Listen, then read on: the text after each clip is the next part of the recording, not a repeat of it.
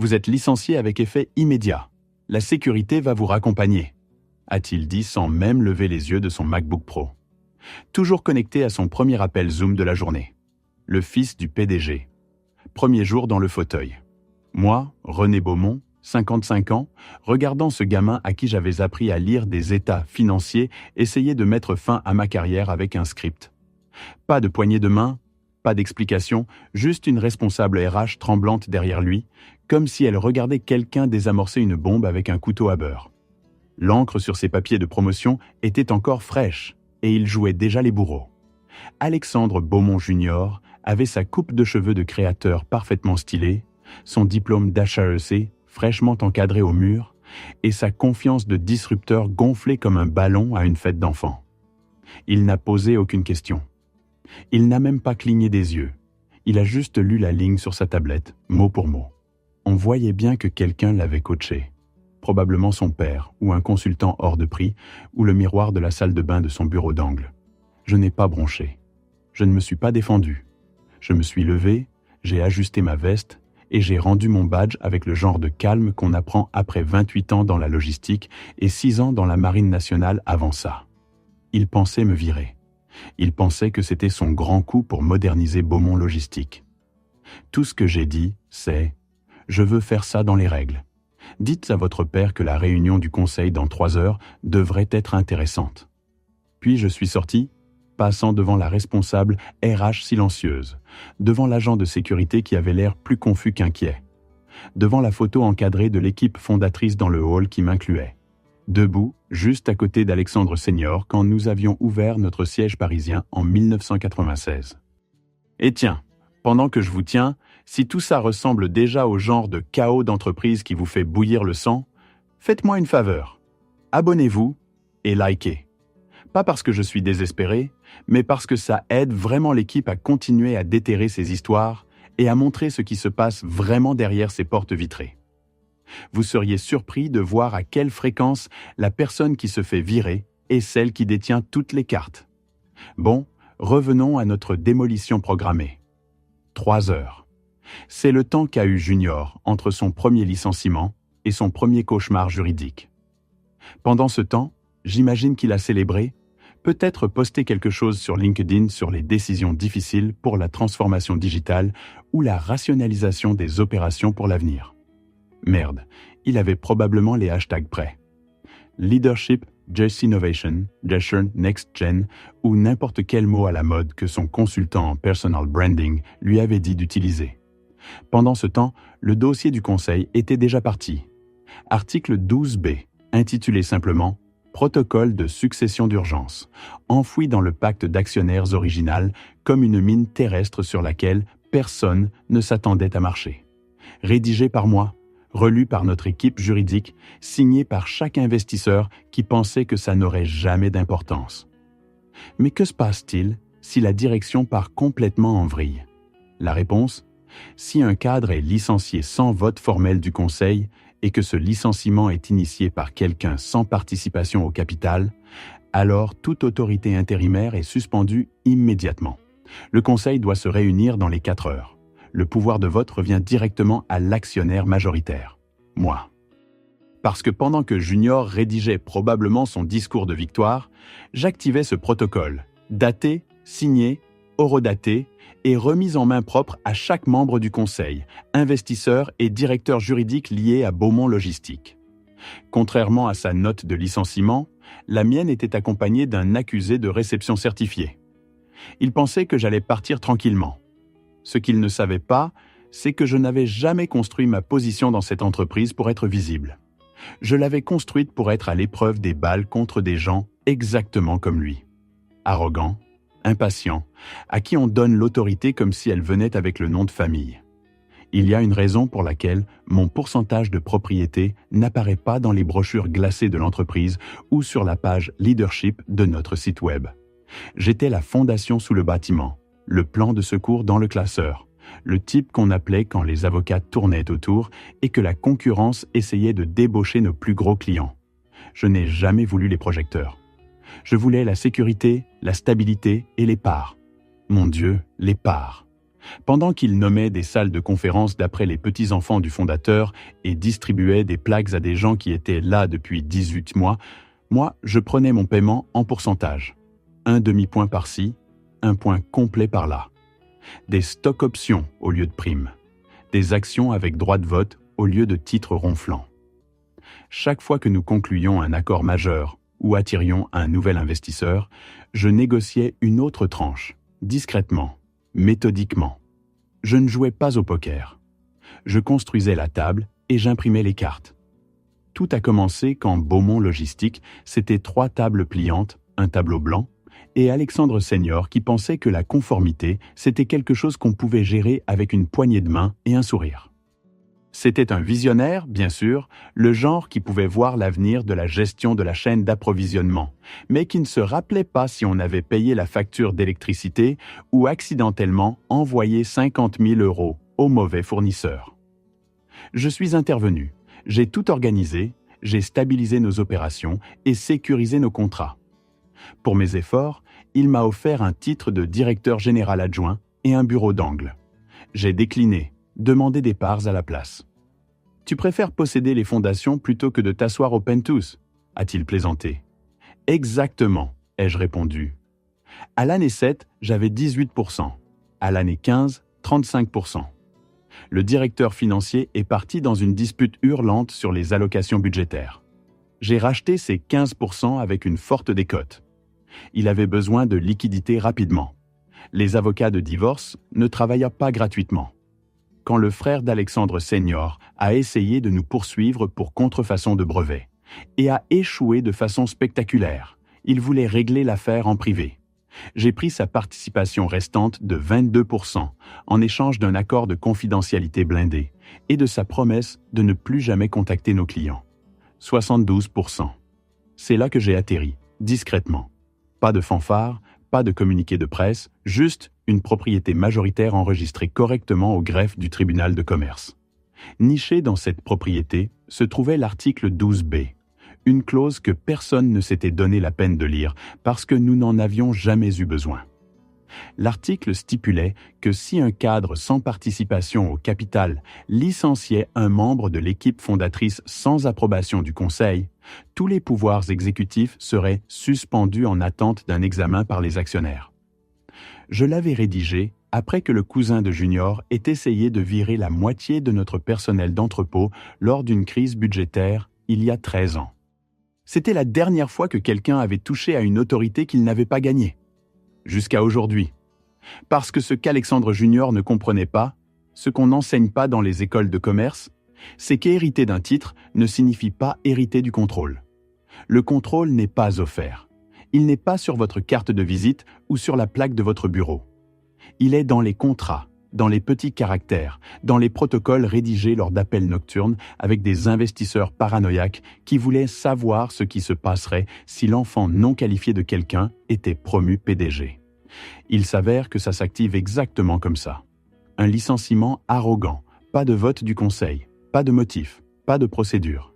Juste un gamin de 29 ans avec des facettes dentaires toutes neuves et une nouvelle signature email qui débarque dans mon bureau comme s'il dirigeait un film de prise de contrôle d'entreprise. Il n'avait aucune idée qu'en lisant ce script, il avait déclenché une trappe juridique qui attendait depuis 13 ans que quelqu'un soit assez stupide pour marcher dessus. Maintenant, l'article 12B était actif. Je n'ai pas seulement envoyé l'avis d'activation. J'ai envoyé un dossier juridique complet. Déclaration des actionnaires, répartition des parts, approbation d'emails archivés, documentation horodatée, copie notariée. J'ai même inclus sa note de licenciement avec ses fautes de grammaire et la signature des RH. On en parlerait pendant des années.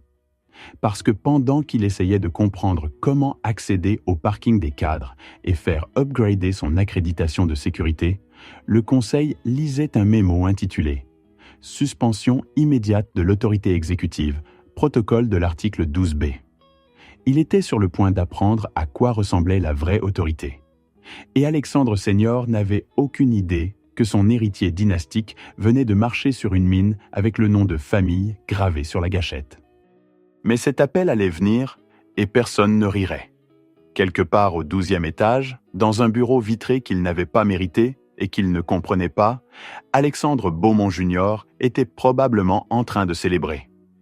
Le genre de célébration qu'on fait quand on pense avoir résolu son plus gros problème au lieu d'avoir créé son pire cauchemar.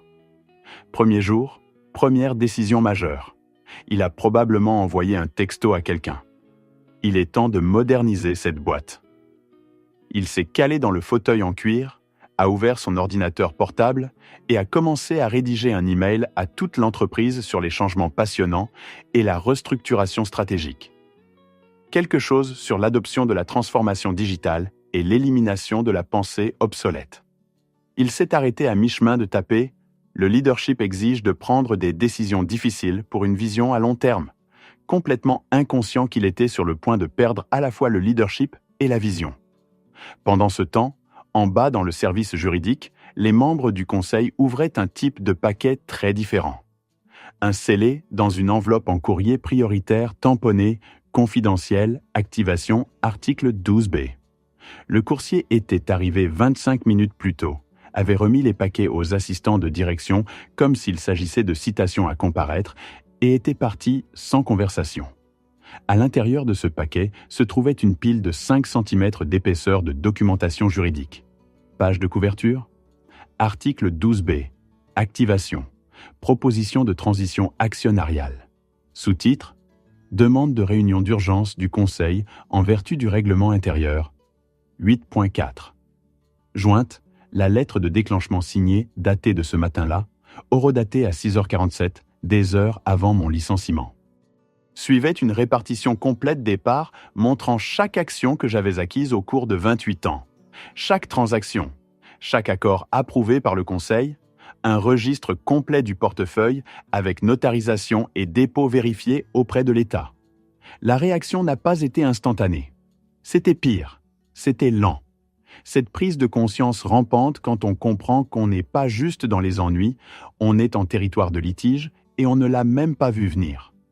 Au moment où le Conseil juridique général d'Alexandre Senior a parcouru la clause et est tombé sur la phrase clé « Suspension de l'autorité exécutive lors d'une résiliation unilatérale par un responsable sans participation au capital ».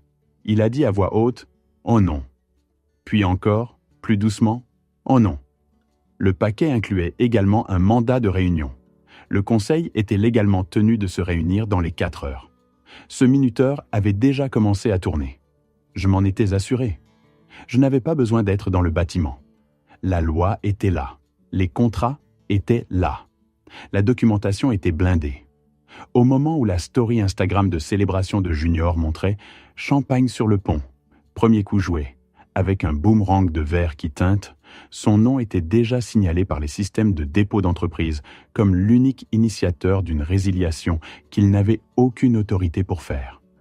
Pendant ce temps, à travers la ville et dans 2 fuseaux horaires, les membres du conseil annulaient des déjeuners d'affaires, sautaient des tournois de golf et appelaient leurs assistants pour dégager leurs agendas d'après-midi. Ils n'étaient pas contents, ils étaient piégés. Parce que, une fois que l'article 12B s'active, ce n'est plus une question de politique de bureau. C'est une question de devoir fiduciaire, de droit de vote, de conformité AMF, de responsabilité personnelle. Leur nom figurait sur des dépôts qu'ils n'avaient pas examinés depuis des années.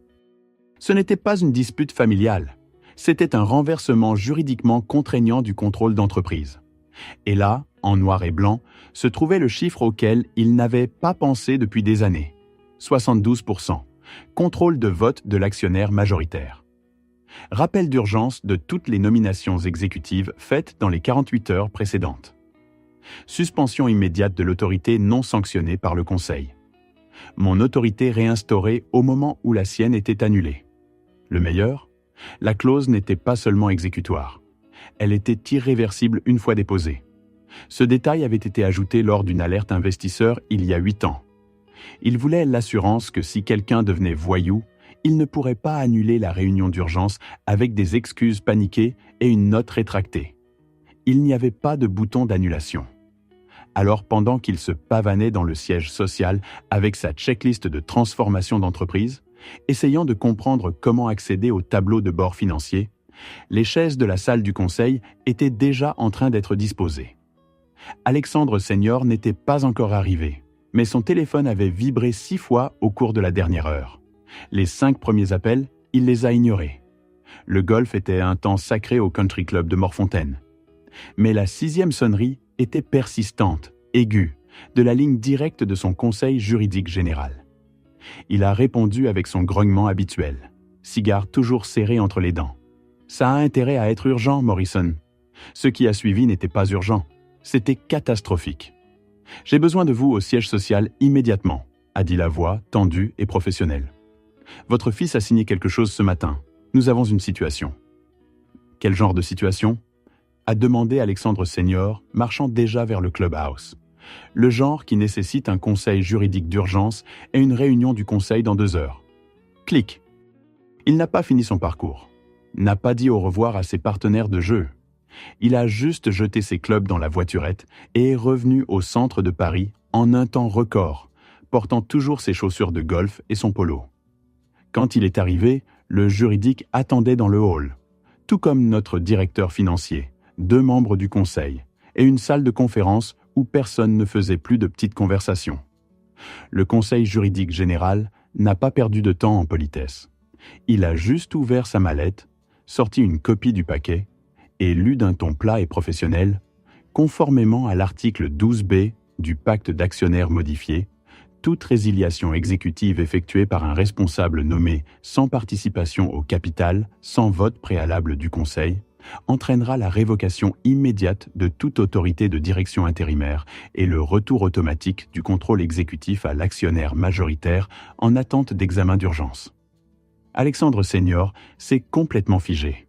Il a fixé le texte comme si les mots étaient dans une langue étrangère. Puis son visage est devenu pâle et il a posé la question que tout le monde redoutait. Qui a autorisé le licenciement de René Beaumont ? Personne n'a répondu. La pièce ressemblait à une morgue. Il a redemandé, plus fort cette fois, plus désespéré. Qui, bordel, a signé pour virer René Beaumont ? Le directeur financier s'est éclairci la gorge, les yeux se tournant vers la directrice RH, qui avait l'air sur le point de vomir sur sa tablette. Finalement, le conseil juridique général a répondu, plat et impitoyable. Votre fils, seul, sans consultation du conseil ni approbation des actionnaires. Le silence dans cette pièce était chirurgical. Alexandre Senior a cligné des yeux une fois, lentement, puis encore, la couleur se vidant de son visage comme si quelqu'un avait débranché une machine vitale. Il n'a pas l'autorité de signature pour les licenciements, a-t-il dit, comme si le dire pouvait rembobiner l'horloge. Non, a confirmé l'avocat, ajustant ses lunettes. Il ne l'a pas. Il a été nommé PDG par résolution du Conseil, mais il détient 0 participation au capital. Son autorité est entièrement dérivée, ce qui signifie qu'en vertu de l'article 12B, sa résiliation unilatérale d'un membre fondateur est invalide et déclenche le protocole de succession immédiate. Alexandre Senior s'est passé les 2 mains dans les cheveux argentés, faisant les 100 pas maintenant, murmurant dans sa barbe. Puis plus fort, « C'est un malentendu. Je vais lui parler. On va rétracter le licenciement. » L'avocat ne l'a pas laissé finir. Il n'y a pas de rétractation possible. Le protocole est actif. Les documents ont été déposés avant que la résiliation ne soit exécutée, horodatée, notariée et distribuée à toutes les parties prenantes. Vous avez exactement 2 heures avant le début de la réunion d'urgence. « Mais c'est mon fils !» a tenté Alexandre Senior, la voix légèrement cassée. Il n'est pas un membre actionnaire de ce conseil, l'a coupé l'avocat. Et en ce moment, il est assis dans la suite exécutive en train de planifier une restructuration d'entreprise qu'il n'a aucune autorité légale pour mettre en œuvre. Alexandre Senior s'est assis lourdement, comme si on lui avait retiré la chaise. Ses mains tremblaient. Plus le fondateur confiant d'un empire logistique de 450 millions d'euros, juste un homme d'affaires vieillissant qui réalisait qu'il avait remis des munitions réelles à quelqu'un qui pensait que la sécurité était décorative. « Que se passe-t-il maintenant ?» a-t-il demandé, la voix à peine audible. Le conseil juridique général a fermé sa mallette. Vous vous asseyez dans cette salle de conférence. Vous écoutez, vous n'interrompez pas. Et quand René Beaumont entrera, parce qu'il va entrer, vous vous souviendrez qu'il contrôle 72% de cette entreprise et qu'il a tout le droit légal de restructurer la direction comme il l'entend. Que Dieu nous aide tous, a dit Alexandre Senior, surtout pour lui-même. Alors qu'il se levait lentement, douloureusement, on pouvait voir la réalité le frapper comme un coup physique. Il ne m'avait jamais donné le pouvoir. Je l'avais pris, un contrat soigneusement négocié à la fois. Au cours de 28 ans de construction de quelque chose qu'il pensait appartenir à son nom de famille. À exactement 14h58, je suis revenu chez Beaumont Logistique. Même bâtiment, même hall en marbre avec la chronologie de l'entreprise gravée dans le mur. Mais tout avait changé. L'agent de sécurité qui m'avait escorté dehors 3 heures plus tôt hochait maintenant la tête respectueusement et tenait la porte de l'ascenseur. La réceptionniste, qui avait évité tout contact visuel pendant ma marche de licenciement, souriait maintenant sincèrement et disait « Salle de conférence A, Monsieur Beaumont. Ils vous attendent tous. » J'ai pris l'ascenseur jusqu'au 12e étage, suis passé devant le bureau d'angle de Junior où il passait frénétiquement des coups de fil. Probablement à ses camarades d'HEC, lui demandant comment pivoter hors d'une prise de contrôle hostile, et j'ai ouvert la porte de la salle de conférence à exactement 15h ans. Chaque membre du conseil était là. 8 visages, certains pâles, certains résignés, tous comprenant qu'ils étaient sur le point d'assister à une exécution d'entreprise. Alexandre Senior était assis au fond, ayant l'air d'avoir vieilli d'une décennie en 1 heure. Son polo de golf était froissé, ses cheveux habituellement parfaits ébouriffés. L'homme qui avait construit un empire logistique à partir de rien ressemblait maintenant à quelqu'un qui venait de réaliser qu'il avait accidentellement remis les clés à un étranger. Je ne me suis pas assis immédiatement. J'ai ouvert ma mallette avec la même précision calme que j'avais apprise dans la marine, placé un seul document sur la table de conférence polie et parlé clairement à la salle. En tant qu'actionnaire majoritaire de Beaumont Logistique, je demande formellement un vote contraignant pour annuler toutes les nominations exécutives faites dans les 48 heures précédentes, en attente d'un examen complet des actionnaires. Les mots ont frappé la salle comme un marteau. Personne n'a bougé au début, juste le silence, le genre qu'on obtient quand tout le monde sait qu'il regarde l'histoire se dérouler. Le président du conseil, Harold Weinstein, s'est éclairci la gorge et a ajusté ses lunettes. Motion reçue et enregistrée. La session d'urgence est maintenant en ordre sous les protocoles de l'article 12B. Je me suis finalement assis, pas sur une chaise d'invité, pas dans un coin quelconque, mais dans mon fauteuil. Celui en bout de table que j'avais gagné à travers 28 ans à garder cette entreprise rentable, pendant que d'autres jouaient avec des organigrammes et des déclarations de mission. La plaque devant moi disait « René Beaumont, actionnaire majoritaire ». Quelqu'un l'avait préparé rapidement. Alexandre Junior a fait irruption par la porte exactement 5 minutes plus tard, le visage rouge, tenant toujours son iPhone comme une bouée de sauvetage. Qu'est-ce qui se passe? Pourquoi je n'ai pas été informé de cette réunion? Je suis le PDG. Je l'ai regardé directement pour la première fois de la journée. Vraiment regardé. Ce gamin à qui j'avais appris à lire des comptes de résultats, qui s'était assis dans mon bureau posant des questions sur la coordination du fret, qui m'avait appelé Oncle René jusqu'à ce qu'il obtienne son MBA. Parce que tu n'as pas l'autorité pour convoquer des réunions d'urgence du conseil? Ai-je dit calmement. Tu ne l'as jamais eu. C'est là que ça l'a frappé, vraiment frappé. Le licenciement dont il avait été si fier, le coup de force qu'il pensait définirait son héritage de leader, avait déclenché la seule chose qui pouvait le retirer complètement. Il avait viré l'actionnaire majoritaire de sa propre entreprise. La couleur s'est vidée de son visage comme si quelqu'un avait tiré une prise. Mais je suis le PDG. Le conseil m'a nommé, a-t-il bégayé, regardant autour de la salle pour un soutien qui ne venait pas. Harold Weinstein a pris la parole, sa voix douce mais ferme. Alexandre, ta nomination était conditionnelle et dérivée. Tu ne détiens aucune participation au capital, ce qui signifie qu'en vertu de nos statuts d'entreprise, spécifiquement l'article 12B, ta résiliation unilatérale d'un membre fondateur a déclenché cet examen. C'est ridicule, a dit Junior, sa voix montant dans les aigus. René, tu ne peux pas sérieusement vouloir détruire tout ce que mon père a construit. Je me suis calé dans mon fauteuil. Ton père n'a pas construit ça seul. Il l'a construit avec des partenaires. Je suis l'un de ses partenaires. et les partenaires ne se font pas virer par leurs employés juniors. Le vote a été appelé. Harold a demandé qui était en faveur de l'annulation de la nomination exécutive d'Alexandre Beaumont Jr. Une par une, les mains se sont levées autour de la table. Le directeur financier, le responsable des opérations, le représentant de l'investisseur principal. Même Alexandre Senior, après une longue pause qui a semblé durer une éternité, a lentement levé la main. 8-0, unanime. Junior avait l'air de quelqu'un qui venait de se prendre une gifle. « Papa ?» Alexandre Senior ne pouvait pas croiser le regard de son fils. « Je suis désolé, mon fils, mais c'est plus grand que la famille. C'est une question de survie de l'entreprise. » « La motion est adoptée », a annoncé Harold. La nomination d'Alexandre Beaumont Jr. au poste de directeur général est par la présente annulée, avec effet immédiat. Junior est resté là encore 30 secondes, pensant probablement que quelqu'un changerait d'avis, que quelqu'un défendrait le népotisme plutôt que la compétence. Quand personne n'a bougé, il s'est finalement tourné et a marché vers la porte. Sur le seuil, il s'est arrêté et m'a regardé en arrière. « Ce n'est pas fini », a-t-il dit, essayant de paraître menaçant. « Si, ça l'est », ai-je répondu. Et ça l'était. À 16h30, j'étais de retour dans mon bureau. Pas un nouveau bureau, pas un espace d'angle de consolation, mais mon bureau original, celui que j'avais occupé pendant 15 ans avant qu'il ne me déplace pour faire de la place au lab d'innovation et à la table de baby-foot de Junior. La plaque était déjà de retour sur la porte. René Beaumont, président et directeur général. Junior a été escorté dehors de la même manière que moi plus tôt, sauf que sa sortie était permanente.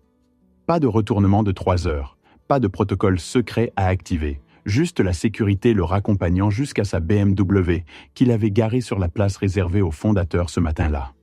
L'ironie n'a échappé à personne.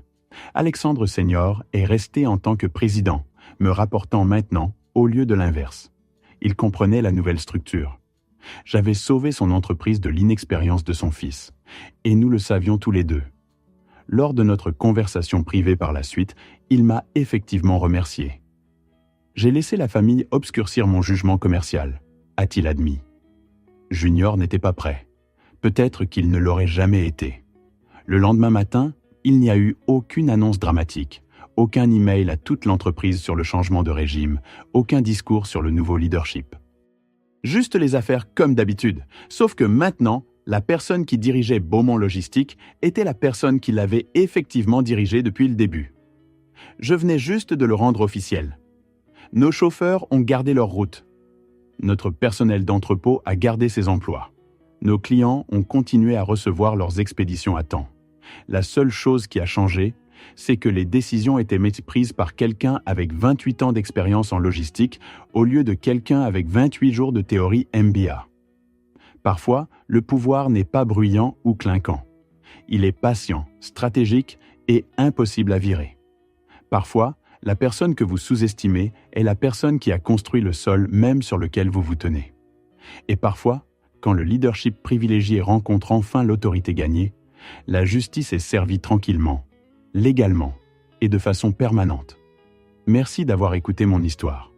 Si elle t'a touché, laisse un like, écris en commentaire ce qui t'a le plus parlé et abonne-toi à la chaîne. Beaucoup d'autres histoires arrivent.